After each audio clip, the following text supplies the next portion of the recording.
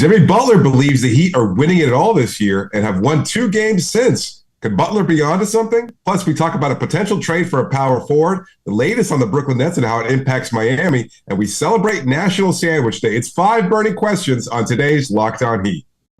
You are Locked On Heat, your daily Miami Heat podcast. Part of the Locked On Podcast Network, your team every day.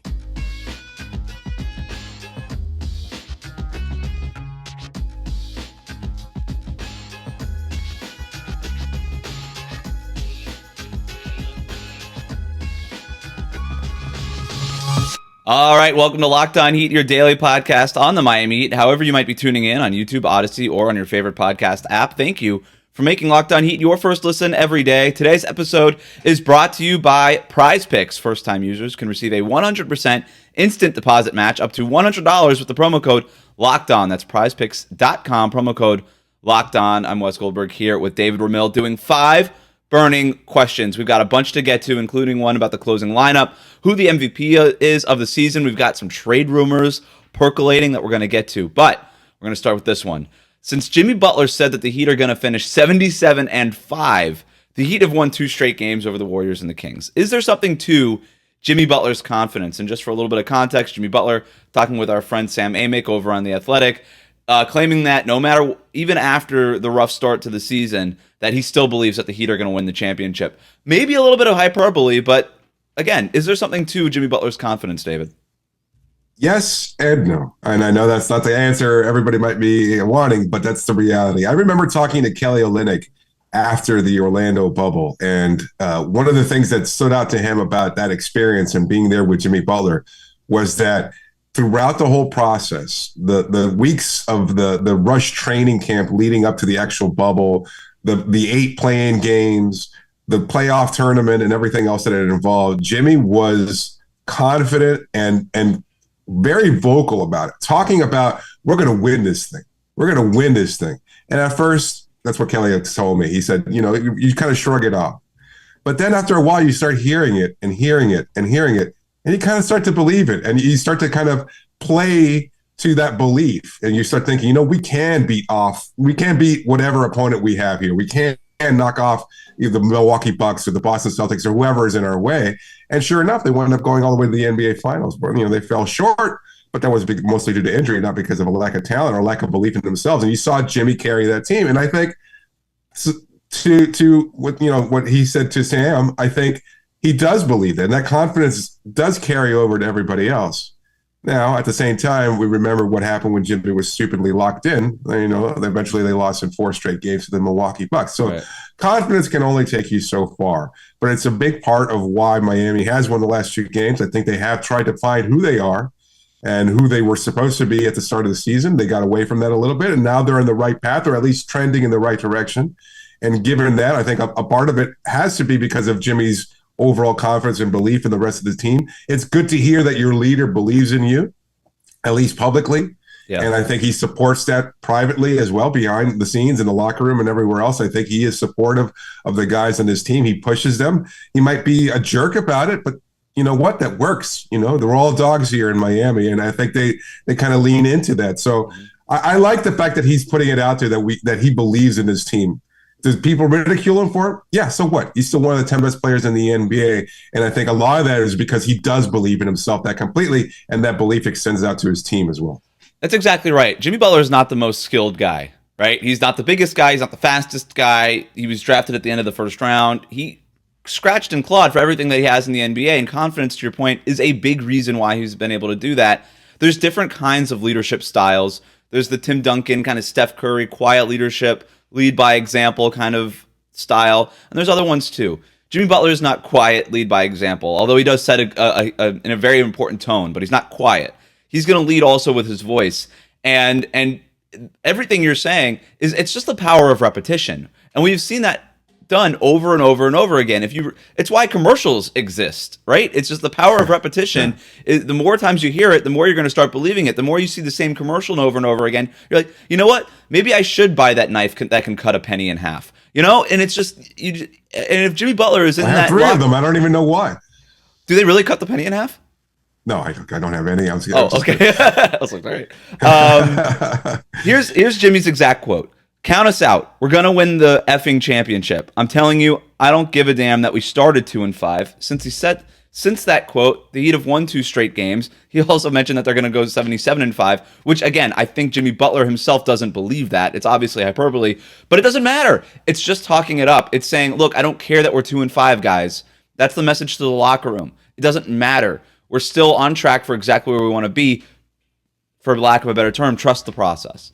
And so, no, am I buying that the Heat are going to win the championship just because Jimmy Butler is predicting it? Do I actually think that Jimmy Butler is going out predicting things in the way that Joe Namath predicted the Jets winning the Super Bowl? No, I don't think he's calling his shot in that way. I think this is just a leadership style thing for Jimmy Butler. And in that respect, I appreciate it, and I do think that it's what this Heat team needs.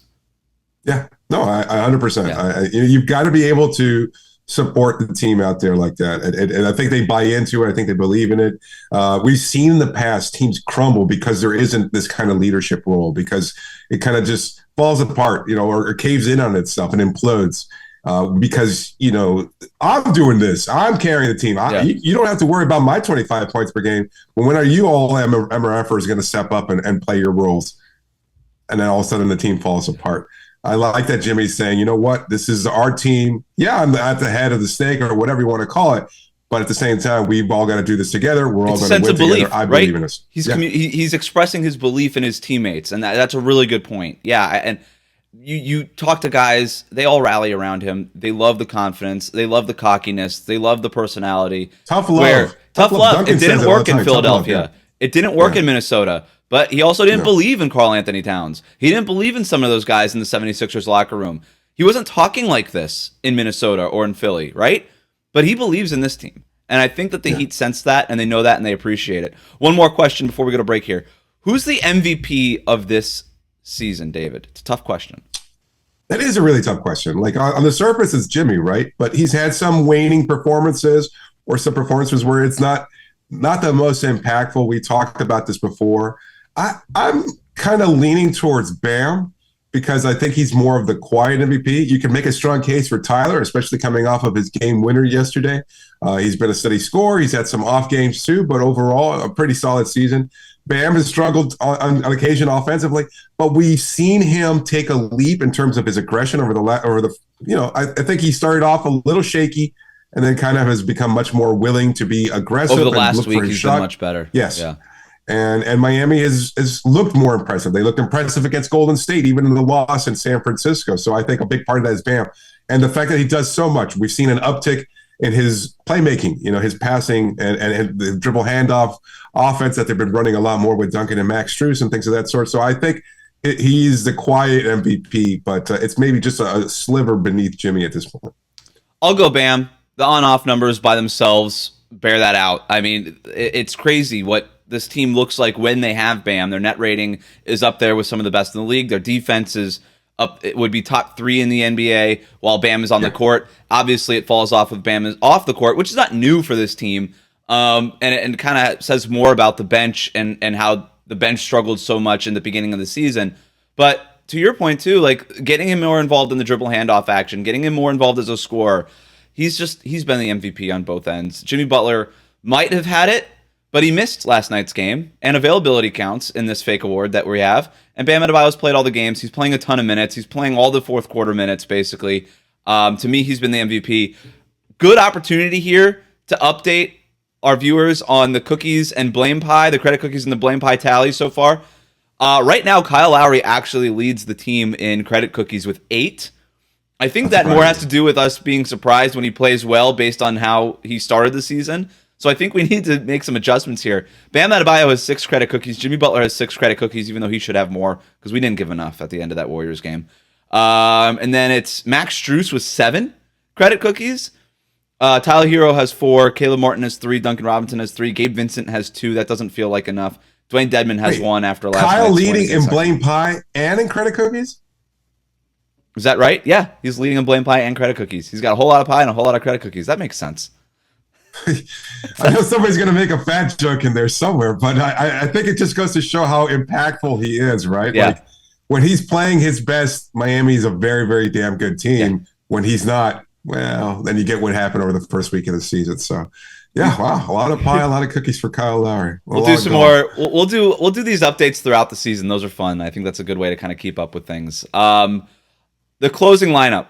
We got some questions. There's 6 guys who have basically been part of different renditions of this closing lineup. We're going to play One's Gotta Go, Miami Heat closing lineup edition next. But first, today's episode is brought to you by PrizePicks, daily fantasy made easy.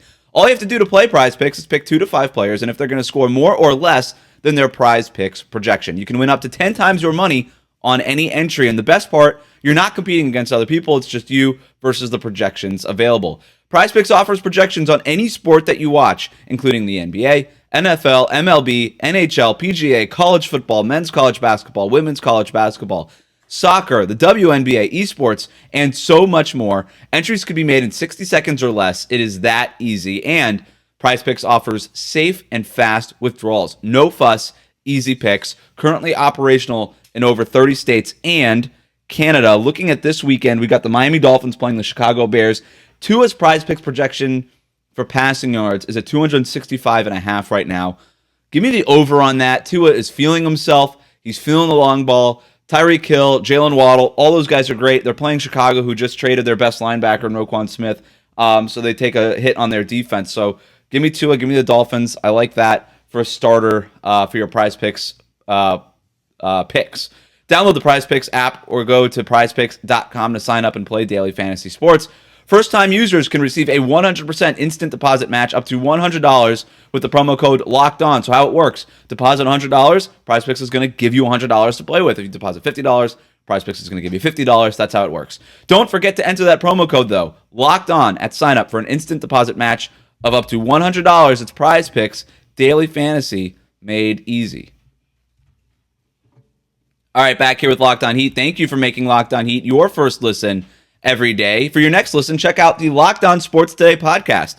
The biggest stories of the day, plus instant reactions, big game recaps, and the take of the day. It's available on the Odyssey app, YouTube, and wherever you get your podcasts. Next question here on 5 burning questions. We'll get to Ime Udoka's hiring in Brooklyn and how that impacts Miami, and then these Jarred Vanderbilt rumors later. But this one first. One's Gotta Go, closing lineup edition. Bam Adebayo, Kyle Lowry, Gabe Vincent, Max Strus, Tyler Herro, Jimmy Butler. And I give you those 6, David, because those are the top 6 guys in order in fourth quarter minutes this season for the Heat. One's got to go of those 6. You're closing the game, final 5 minutes. Which 5 are you picking? Which one are you kicking out? Well, I know Bam and Jimmy are automatic, so that's a given right there. Yep. And I think based on what we've seen from Tyler over the course of his career, and certainly yesterday, he's got to be penned in there. If not Sharpied in there, at least penned in there. Like if you need a bucket in the waning moments, he's going to be out there. So you're basically decided between Max Strus, Gabe Vincent, and Kyle Lowry. And I think given the hierarchy of the locker room, given the amount of money he's getting paid, and the championship experience, Kyle is probably in there. Maybe not in pen, really bold number, I don't know, like a charcoal pencil or something like that. But I think he's in there. So you got your 4 right there. Okay. So you're looking at Max or Gabe. And between that, I think Spo is much more confident in Max because we've seen him earn that starting lineup. We've seen him, playing in the closing minutes before. And I think he's probably going to be the likely choice there. Gabe, incredible effort defensively. Picks up a guy on 90 feet, just constant pressure, but somewhat undersized. The shot is also a little inconsistent. I don't know if you can necessarily go to him offensively, and I don't know that the effort that he provides defensively, as good as it is, and as much as it's necessary for the first 47 minutes of the game, I don't know that's something that you can count on for that last minute. So unfortunately, Gabe is probably the one guy who probably fits out of the closing lineup. That's my guess anyway. Well, that's been Eric Spoelstra's decision so far this season. They've only played 11 minutes of that lineup all season of Kyle Lowry, Gabe Vincent, Tyler Herro, Jimmy Butler, Bam Adebayo. So 11 minutes, and they've been even in net rating, right? They've given up as many offense points per 100 possessions as they've scored. With Strus in the Gabe Vincent spot, so Lowry, Max Strus, Tyler Herro, Jimmy Butler, Bam Adebayo, They've played 46 minutes over 5 games. That's the second most minutes behind just the starting lineup this season. And that's a plus 2.1 net rating, so points per 100 possessions. So Spo agrees with you. He's gone with Max Strus. But let me make the case for Gabe Vincent, because as good as Strus has been, and this is not to take anything away from him, his numbers in the fourth quarter haven't been awesome. Let me pull him up here. He's just shooting 32% on threes in the fourth quarter this year. Now, fourth quarter through whatever, 9 games, whatever it's been, is not a large sample size. But Gabe Vincent's right there at 30.8% from three-point range. So neither of them have been scoring that well.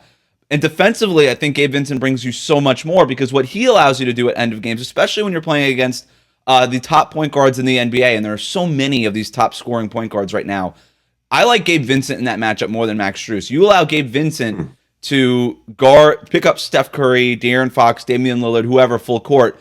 That's usually Caleb Martin's role at the beginning of the games. Caleb Martin has not been involved in these closing lineups, so you're looking for somebody else to do it. You don't really want Kyle Lowry in that position. And by the way, that's not a new thing for Kyle Lowry. That's the way it was in Toronto at the end of that year. At the end of that stint, it was often Fred VanVleet picking up Steph Curry, like in the 2019 finals, where they would use Lowry and how strong he is to switch onto other wings. And against the Warriors, it was Klay Thompson. Against the Warriors recently for the Heat, it was Andrew Wiggins that he was guarding down the stretch. So I like Lowry switching on to other guys. My counter to that, though, is that how often do we actually see a player get picked up for the length of the court in the winning moments? Not even length of the full court. I'm just talking about half court defense. I think Gabe Vincent being on the point guard, just having that matchup, whether it's 48 feet or half court, makes Kyle Lowry's life a lot easier, and I think he's the better defensive player.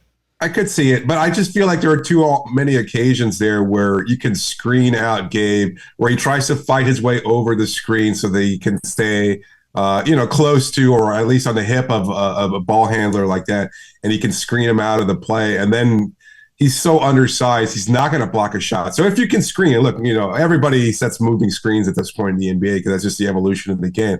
So you're going to set a moving screen on him. You're going to pick him out of the way, and then he's going to try to fight his way over that screen. And then what's he going to do? And what your argument is that Max Strus is better at fighting over that? I think he'll go under a screen for better or for worse, and he's tall and athletic enough where he can at least try to impact the shot. Well, he had that big block against Sacramento against whose shot did he block at the end in the fourth quarter? I forget who it was, but he did have that big block. I don't disagree with you. I'm just trying to make the case for Gabe Vincent. I also think as a ball handler, he's much better than Max Strus. Max Strus is a better shooter. But he's not handling the ball in winning moments of the game, nor is he going to shoot it either. So no, but I think at the end of the game, you want as many ball handlers as possible, and that lineup gives you 5 legitimate guys who can do something with the ball off the dribble and attack. That's fair. Gabe Vincent he played 12 minutes in the fourth quarter against the Warriors. He played 12 fourth quarter minutes against Sacramento. So Spo has been leaning more towards Gabe Vincent. There was no Jimmy Butler against the Kings, so maybe that was part of it. But again, he played 12 minutes against the Warriors, partly because of his defense against Steph. And the Heat outscored those two teams by a combined.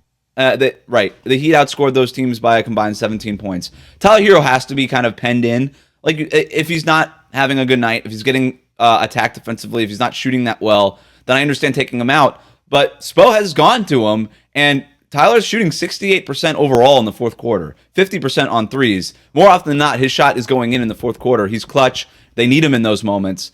So I do think ultimately we're toggling between Gabe Vincent and Max Strus, depending on the matchup, depending on who's got the hot hand or the hotter hand. But to me, it's 5 of those 6 guys. I know that the question was one's got to go, but we're not really going to do that. It's just going to be one of those 6 guys, or 5 of those 6 guys. One of them is going to go at the end of each game. All right. Are you buying or selling the Jarred Vanderbilt rumors, David? I'm buying them. At this point, we were talking about this after we recorded yesterday. Like, what is the aim for the Utah Jazz? They've exceeded expectations now. They blew up the team, and yet Lauri Markkanen's playing a lot better than they expected. They've gotten some good minutes out of Mike Conley. Their first-year head coach has been a lot better than they expected, and they're winning a lot more games than anybody thought. So they've been unexpectedly good, and Vanderbilt just hasn't been much of a factor in that success. He just doesn't really have a clear-cut role on that roster or in that rotation. And so, He's available. I think Utah will eventually normalize. They'll probably, return to the mean and not be a very good team throughout the whole regular season. I could see them being somewhere around the 50%, 500 mark, and maybe consider themselves a play-in team. But I don't think that's what Danny Ainge and the front office want. They made a choice to blow up the team, trading Donovan Mitchell, trading Rudy Gobert. And I think they would prefer to be a worse team than they are. Yeah. And so when they can start trading off players that might be contributing to that success, like Vanderbilt's been a player that's been traded a lot. Minnesota, Detroit. He just seems like he's been on his, I think this is his 5th team in as many years. So he's just one of those players that doesn't stand out in any particular way, plays solid defense. He's still young. He still has potential. Miami looking to shore up their rotation in the front court. I could see them wanting to add a player like that they could develop and add to and just continue to maximize in some way. So, yeah, I'd buy it. He's cheap. He's available probably because Utah's probably going to blow things up soon or at least move players around. I could see it happening. Yeah, I'm buying it. Are you? I'm buying anybody that I'm literally buying anybody who is on that Utah Jazz roster in terms of being tradable. I don't think that anybody on that team right now is untouchable, including Lauri Markkanen, who is like the MVP of Utah right now. Am I buying it? Look, to give some context to this, Sean Devaney from Heavy.com reporting that the Heat are eyeing Jarred Vanderbilt. I think the Heat are eyeing a lot of players on Utah. It would be my guess. That's not me reporting. That's just my guess. Is like they have a bunch of guys who play front court positions, and the Heat need somebody in that front court. Move Caleb Martin back to the wing at his natural spot. They need a power forward. Jarred Vanderbilt is, you seem a little low on him. This is his 3rd team he's played for. He played for Denver, then Minnesota for 3 years, and now Utah. He's 23 years old. That corner 3 has gotten better and better as his career's gone on. He could play power forward and center. He's an awesome offensive rebounder. The Heat, we know, need help offensive on the boards. They need rebounding help. And he's really athletic. I like his upside a lot. I really like Jarred Vanderbilt. I think he's a helpful player. He's not a guy who needs the ball. He's a Kentucky guy too, right? He's a Kentucky guy. So that's is he a Kentucky guy? Yeah, he is. Actually. Yeah, he's a Kentucky guy there. So we know Pat Riley loves him. He doesn't need the ball to be impactful, which is important, especially if you're going to put him in that starting group or if you think you're going to project him in there. This is a guy who could be a long-term solve to the power forward position that the Heat have been sort of band-aiding over for the last 3 or 4 years. So am I buying the rumors? Yeah, I'm buying that. I'm not necessarily that the Heat are going to definitely trade for him, but I think that when you're looking at guys who make sense, who are a little bit lower budget guys, Vanderbilt's making like $4.5 million this year, that are gettable. Yeah, Jarred Vanderbilt makes a lot of sense for Miami. In terms of what that kind of trade package looks like, you could literally just do Dwayne Dedmon and a pick for Jarred Vanderbilt. What kind of pick would it take? I don't really know. Could you do a bigger deal of Jarred Vanderbilt and Kelly Olynyk, our old friend, for Duncan Robinson and a pick? Maybe there's something there. The salaries match up. But yeah, I'm buying it, and Utah might be a team to watch in terms of Miami as we get closer to the trade deadline in February. Ime Udoka hired in Brooklyn, it sounds like. Does this change things for the Heat in terms of the competition in the East? That's coming up next here on Locked On Heat. Back here with Locked On Heat, continuing along with 5 burning questions. We do have a question about sandwiches, one of our favorite subjects here on the show later on. But this next one.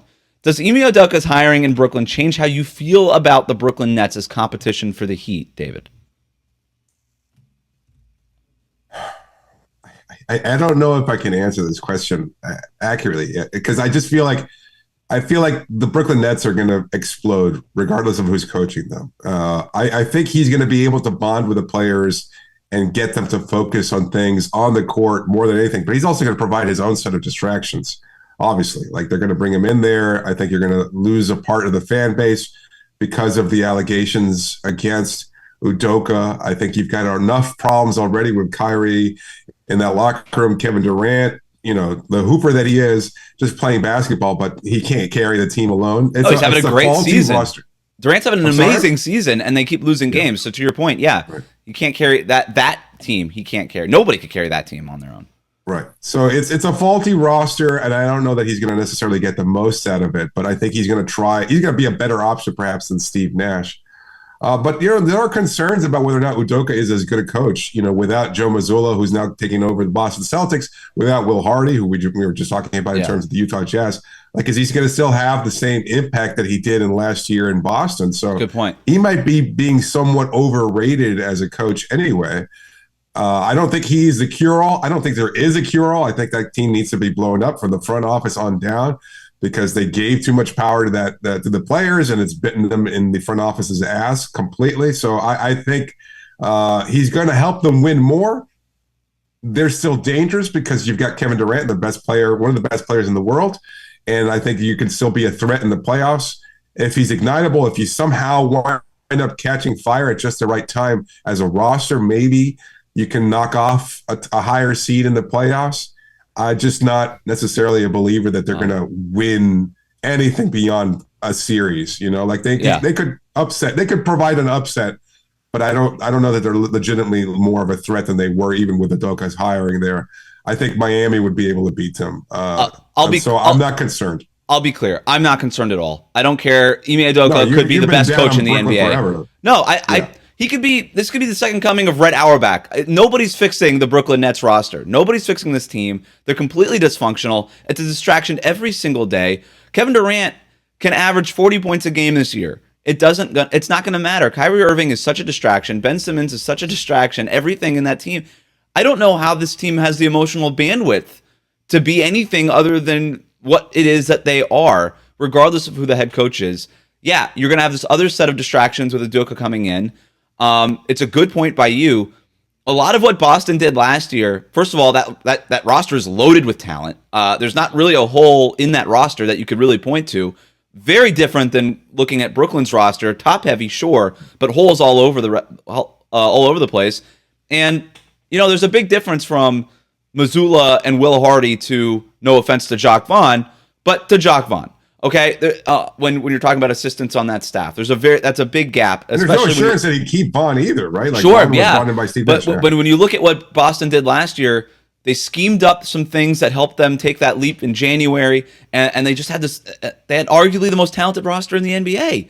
So yeah, I don't know what Udoka is going to do in Brooklyn. We have 1 year of sample size to see what he could do with an absolutely loaded team. So not trying to take away too much from Udoka, but also, like I just said, I don't think any coach is fit. You could put Eric Spoelstra. You could put on this team coaching the Brooklyn Nets. He's not turning that team around. Nobody's turning this team around with that personnel. It's too much going on. That said, who are you worried about now that we've seen a couple of weeks of NBA basketball? Maybe somebody that you might not have been so worried about before the season. Is there anybody that's standing out to you in the Eastern Conference in terms of competition for Miami? The Cavs. Same. That was a team that I wasn't a believer necessarily in them being able to put it together. Like the loss of Darius Garland, you think, oh, okay, well, this is it. Mitchell's going to just go back into, chucking mode there. And that's kind of what shot the Utah Jazz out of the playoffs in the past, not to mention, of course, the fact that Rudy Gobert was unplayable at times. So, and now you look at this, he's carried the team. He's been sensational, shooting from three at an incredible rate that I don't think anybody predicted. He's just been really, really damn good. Yeah, probably one of the biggest what ifs in Heat history, in terms of if they had been able to pull off that trade, it would have been phenomenal. But, you move on, you find a way to figure it out and move on. Milwaukee is plus 11.3 point differential. That's top in the Eastern Conference. Phoenix has the best point differential overall at plus 11.9. Cleveland is third. Milwaukee's defense has been great. Yeah, Cleveland is third at plus 10.4. I'm worried about Milwaukee, but I was before the season. That's not news. Toronto's been really good. But I'm with you. To me, the answer is the Cavaliers. They've won 6 straight games after losing their first one. They just chugged right along without Darius Garland. Darius Garland is back now. He looks awesome. He's an all-star. He's a great player. Donovan Mitchell and him have been a great fit in the limited amount that we've seen them together in that backcourt. Evan Mobley's great. Jarrett Allen is awesome. This is a team that also could probably make another move, right? And try to shore up that small forward spot. I don't know that I'm buying the Cavaliers as a championship contender. I just still think they're a little green, a little young. But I'm not sure I'm buying the Miami Heat necessarily as a championship contender, especially when you compare them to Milwaukee and Philadelphia and Boston. Are you less worried about Philadelphia? Because I know you were really high on them at the start of the season. Are you less worried about Philadelphia? I'm a little less worried about Philadelphia. I know they lost last night to Washington, but before that, they quietly won 3 straight games. They're 4-5 now, same record as Miami. I think Philadelphia is going to figure it out. They were also without Joel Embiid last night against the Wizards. But that's the thing, right?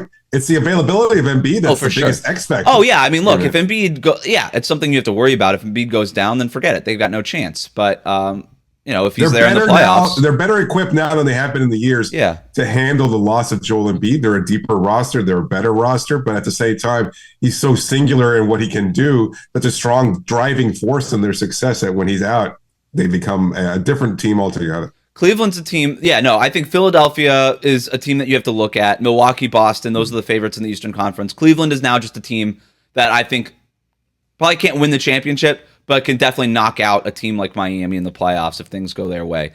Final question here. It is National Sandwich Day. So I've got this question as we celebrate. What's the best bread for a sandwich, David? I know your answer, I think, but I don't know. Is it like a breakfast sandwich? Is it like just any sandwich? It's best bread. Best bread. Do you value versatility? Are you looking at the peak of this bread? If you love a breakfast sandwich, then go peak breakfast sandwich bread. Or do you want a bread that can do both? Could be lunch and breakfast. This is kind of feels like the MVP discussion. Like, do you want like a Giannis Antetokounmpo? Or do you want like a Jimmy Butler who's just more versatile? Or are you going Jovic? Are you going advanced stats? Like, what are the advanced stats? What's like the best bread net rating or something?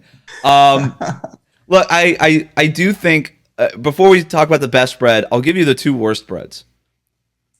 Just eliminated right off the bat. Okay. You can miss me with focaccia. That has no business being anywhere near a sandwich. Ciabatta, even I'll put in there. I don't like ciabatta. Every time, I don't like ciabatta. I thought you had raved about it before. I could have sworn at some point you had raved about ciabatta bread. No. Ciabatta. There's no reason to ever use ciabatta on any sandwich. For every instance where ciabatta could be called for, just give me a normal baguette, like a French baguette or an Italian bread, or even a Cuban even a Cuban bread. Like, every instance where ciabatta exists, I could give you I can upgrade that bread. I can upgrade it easily, seamlessly, without question. And then the other one, I'm going to shout out Jules here. She mentioned croissants. Croissants are phenomenal. I love a croissant, but just not enough structure to hold the contents of a sandwich. And I thought that was a really good point. I was going to go croissant on mine because I'm thinking like, you can make a croissant sandwich for breakfast. You can have it for lunch. Dinner, etc. Like, I mean, it's you got to be careful with the ingredients, don't you? You can't overload it. It depends on the croissant, right? I guess you have to have you got to get a firm, strong croissant, right? You got to get a Giannis croissant, something that can carry a team. So I'm gonna go. I'm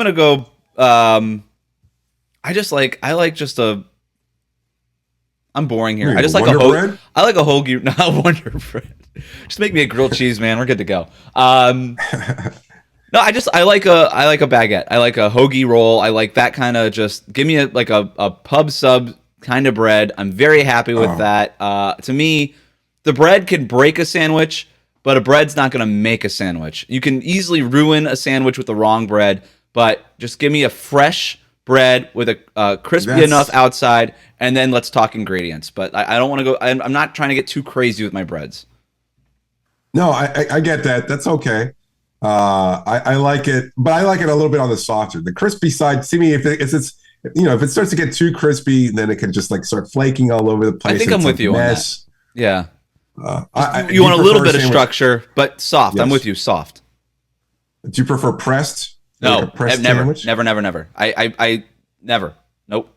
Wow. Every time Publix asks me if I want the bread toasted, I say absolutely not. I do not want my sandwich toasted. I do not shop at Quiznos. To me, there's no reason for a toasted sandwich. I don't understand a toasted sandwich. I don't get it. Wow. All right. I see. Not toasted. To me, I'm more of a pressed guy. Like a panini. Panini or a Cuban sandwich. Cuban sandwich, yeah. That's I'm with pressed. You're right. I'm sorry. Have you ever had? Cuban sandwich is one thing. Have you ever had a croqueta preparada? I've ever had that. Have I ever had a croqueta preparada? No, I haven't. Oh, you're missing out. What is that? You're missing out. Oh, it's a hell of a sandwich. It's my favorite. When I used to eat meat, it's my favorite Cuban sandwich. Ingredients? What's on it? Like, what's different between that and Cuban? It's like a different bread. It's like a Cuban sandwich with croquettes or croquetas and added to it. So that sounds incredible. Yeah. Okay, I gotta get one of those. It is. We are doing Cuban sandwiches I think we're doing Cuban sandwiches as an hors d'oeuvre at the wedding, so that's going to be a hit. Talking about the wedding, I'm going to be out for the next week talking to listeners and viewers. I got I'm getting married on Saturday, and then we've got our honeymoon for the next week. So I'm going to be out for the next week. David will be here, obviously, doing all the recaps and things like that. But when I come back, I'll be married and hopefully a little bit tan from the honeymoon, but we'll see. With some good sandwiches, I imagine, right? Oh my gosh, I've been on I probably shouldn't have asked this question on National Sandwich Day. I've been on the wedding diet, and I'm just like, now all I want is a sandwich. I want pizza. I want to go to Miami Slice. That's on the list when we get back. Miami Slice. I just want a cheeseburger and fries. I just want all of it. I'm gonna go completely off. So I'm gonna be tan, and then after that, I'll be a little pudgy. But that's the goal. Thank you again for making Locked On Heat your first listen every day. Remember to subscribe to new episodes of Locked On Heat on your favorite podcast app and on YouTube. Ring the bell to get notified as soon as new episodes go up. Thank you for making us your first listen. For your next listen, check out the Locked On Sports Today podcast, the biggest stories of the day, plus instant reactions, big game recaps, and the take of the day. It's available on the Odyssey app, YouTube, wherever you get your podcasts. Thanks for joining me, David. Congratulations to you and your fiance. Thank you.